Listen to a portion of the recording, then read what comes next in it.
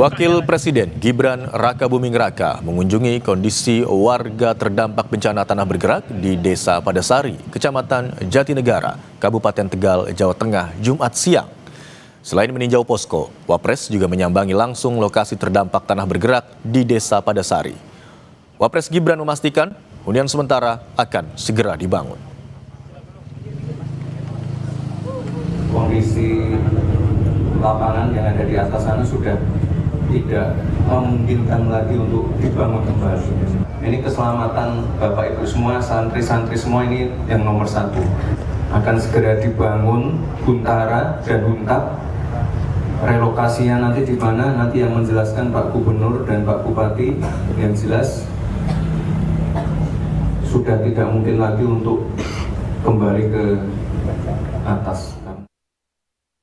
Bencana tanah bergerak memaksa ratusan warga mengungsi.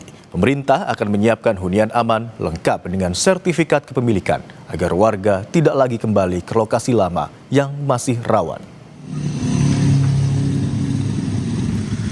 Gubernur Jawa Tengah Ahmad Lutfi meminta warga tidak kembali ke permukiman yang lama karena kondisi tanah di lokasi bencana masih terus bergerak dan berbahaya.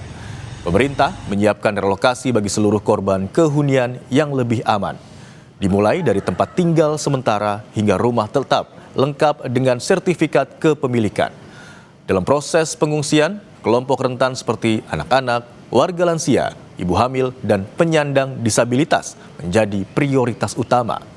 Pendataan warga juga terus dilakukan agar bantuan tepat sasaran. Maaf, ini motornya siapa, Pak? Pak, tadi sekitar jam 8:30, jam 9 masih gerak di sini, Pak. Masih bunyi krek-krek gitu materialnya. Materialnya masih bunyi? Masih bunyi, Pak. Kalau keluarga sendiri sudah pada relokasi? Kalau keluarga udah relokasi, cuma kalau ini gedenya masih di sini mau ngerapin barang-barang baju-baju dulu, Pak. Cepat-cepat dikasih hunian sementara apa hunian tetap, Pak. Biar warga lebih aman, biar lebih aktivitasnya lebih luas lah, Pak.